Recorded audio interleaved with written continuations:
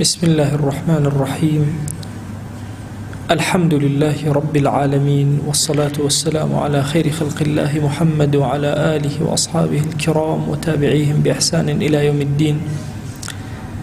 برزان وخشوستانم كتابي أذكار إمام النووي يكيك لكتاب زور نایابەکان کە زانایان زۆر وەسیەتیان کردو بۆی کە ئەم کتێبە بە دەرز بخوێنرێتەوە، جێبەجێ بکرێت، تەطبیق بکرێت. لە خزمەت ئەم کتێبە زۆر ذکری گەورە و ئادابی گەورەمان باس کرد. هاتینە ناو نوێژەکان، تەوەجه چۆن لە نوێژەکان ئەخوێنرێ، وەجهت وەجهی چۆن قراءەت ئەخوێنرێ، قورئان ئەخوێنرێ، سوورەتی فاتحە چۆن ئەخوێنرێ، کەسێک قورئانی نەزانی چی بکە، گەیشتینە ئەوەی سوورەتێک لە دوای سوورەتی فاتحە بخوێنرێ. ئەفەرمێ فصل السورة بعد الفاتحة، سنة وهاي إنسان سورتك لدواي سورة فاتحة بخير لنوجه كان يعني.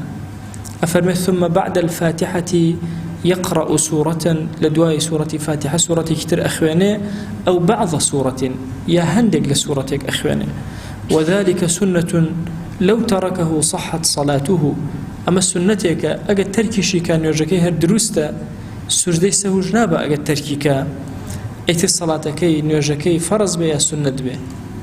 واتا سنة وهاي إنسان سورتك كرد يا هندق لسورتك لدواي سورة فاتحة بخوان. لنيوجي جنازة لنيوجي مردوة سنة دواي بس سورة فاتحة بخوان ري. سنة نيك سورتك لدواي بخوان ري. لنيوجي جنازة كتشوار الله أكبر الله أكبر كم أكي لدواي الله أكبر كم سنة تو سورة فاتحة بخواني، سورة تل لدواي أو ناخواني. مثلا سورة فاتحة بخوان وقل هو الله بخوان، بس سورة فاتحة أخواني.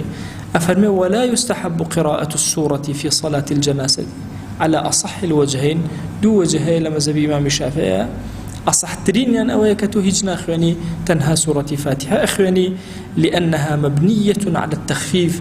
شو كان يجي مردو بناكي لسر تخفيف آسانية، أبي السوق بي كم بيت كرد بي بخد بي بويا هر بويا الركوع والسجود يعني سنتك خفيفة تنهاب بي وشوار الله أكبر كي بويا أو سورة لدواي سورة فاتحة لنخوين.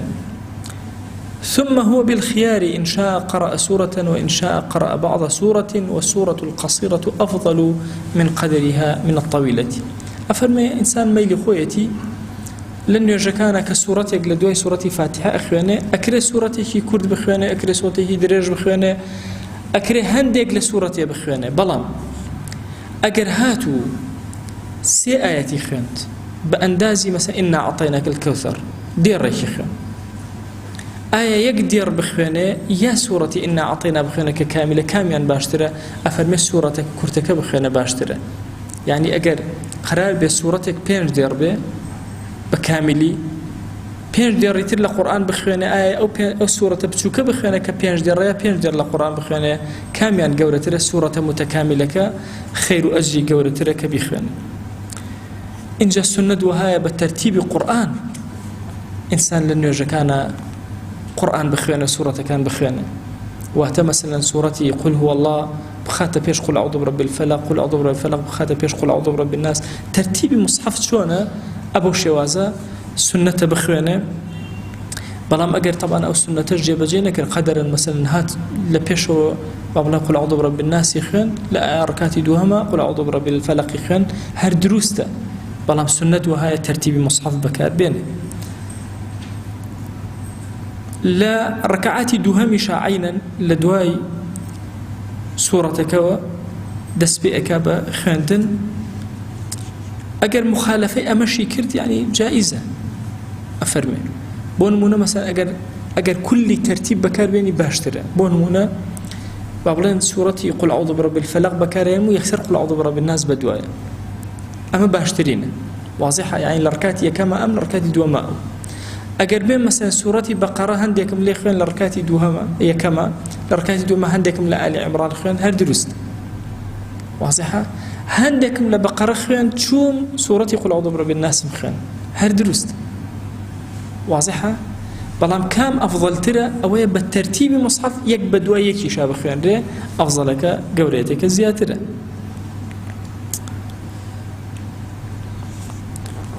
أفرمي بيتشواني مجولا وهر خينا دروسة سنة وهاي لدواي سورة فاتحة أو سورة دس بيبكا أقل لبيش فاتحة هات سورة كيخوان دوايها سورة فاتحة يخوان أو قراءتي بحساب ناكري نجاكي بطال ناكاتو بلام قراءتك بحساب ناكري وهتا كأنما أو سنتي دزگير نبو كالسنة يخوان سورة كلا دواي سورة فاتحة لبيش سورة فاتحة خوان دي أو أجري دز ناكري أفرمي آية أما تنهابو إمامة أفرمي نخير إمام مأموم منفرد أجر خوبة تنها نيوشكي يا إمام بي أم سنتها مشمول أكا مأموم إيش أجر هاتو إمامك قرآني بس وكي أخوان وتنيجي عصر بو نيجي نيورو سنة عينا خوي سورتي لدوي سورتي فاتحة بخوانة يان جوي لإمامك النبو أو أنا دور بو جوي لإمامك النبو إذا إمامك خوي اشتخوانة أمش خوي بو خوي سورتي خوي أخوانة هاد درست بلام أجر جوي لإمام بو نابي سورة يشتر بخوانة بتنها سورة فاتحة بخوانة يترجوي لإمام بقرأ حتى لا يخو من هندي جار سورة يقول هو الله أخوان سورة إخلاص أو خلاف السنة تنها سورة فاتحة أخوان لدواء إمام بمرجع يقول لإمام به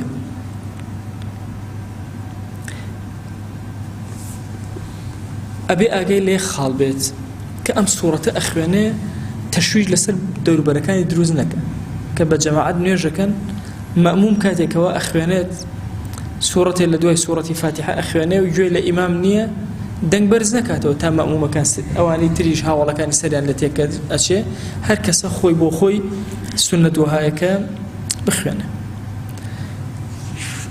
ئەمەی کە عەرزم کردن طبعاً چەندێک بخوێنێ ئەندازەکە چەندێکە چۆنە ئەوە تەفسیلاتی زۆرە دەرسی داهاتوو ئینشاءڵڵا چینەوە خزمەتی داوامان لە زاتی پاکی پەروەردگار ئەڵێن خوای گیان داوا لێ ئەکەین بە ناوی جوانت بە سیفەتی بەرزە بە ئیسمی عەظەمت ئەم کتێبە بکەرە چرایەکی ڕۆشن بۆ ئەم ژیانەمان خوای گیان ئەم کتێبە بکەرە چرایەکی ڕۆشن بۆ ناو گۆڕمان بیکەرە چرایەکی ڕۆشن بۆ قیامەتمان و بەرزبوونەوەمان لە بەهەشتا خوای ئەم کتێبە بکەرە ڕووناکیەک و بیخەرە ناو ماڵەکانمانەوە بیخەرە ناو شار و وڵاتمانەوە بیخەرە ناو ئومەتی پێغەمبەری خوا صلی الله عليه و آله وسلم آمین آمین والحمد لله رب العالمين.